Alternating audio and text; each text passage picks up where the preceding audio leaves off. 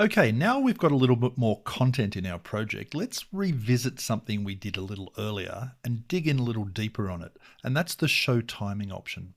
So in our last video, we created this slide here where we had 4 different images that we created using placeholders that we've inserted a video clip into.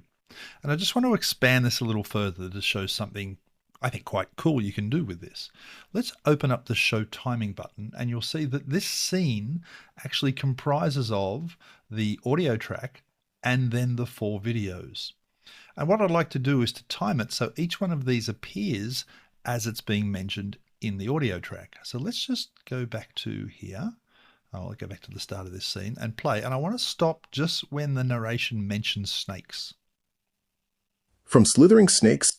So let's go right there and let's take the snake track and we'll bring it down a little bit and we'll just put it just in front of before the narrator says the word snake. Okay, let's carry on. And scaly lizards. Let's do the same for this one. Let's bring it down to just before the narrator says lizards. To tough-shelled turtle. Same with turtles. Bring it down to about there. And finally. And giant crocodiles. The world. Oh, I missed that one. Let's go back a little bit.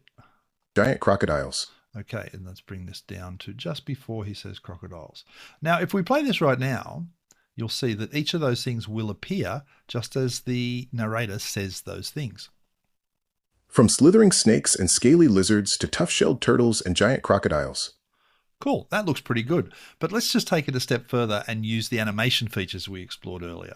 So what I want to happen is for the snake image to slide in from the left, and then the lizard to slide in from the right, and the turtle to slide in from the left, and the croc from slide in from the right. Okay, so how would we do that? Let's just start with the snake. So we'll click on the snake track here and open up the snake, and we'll click on the animation button. Now what we want to do is to have it enter and exit differently. So first thing to do is come down the bottom and turn off this so we get separate animations for entry and exit. I don't want to change the exit, I just want it to stay on the screen. But the entrance, let's slide it in from the left and 0.8 of a second. That's fine. We can leave it at that. So that's great. That one's done. Let's go to the next one. And so this one here, we want this one, separate this entry and exit.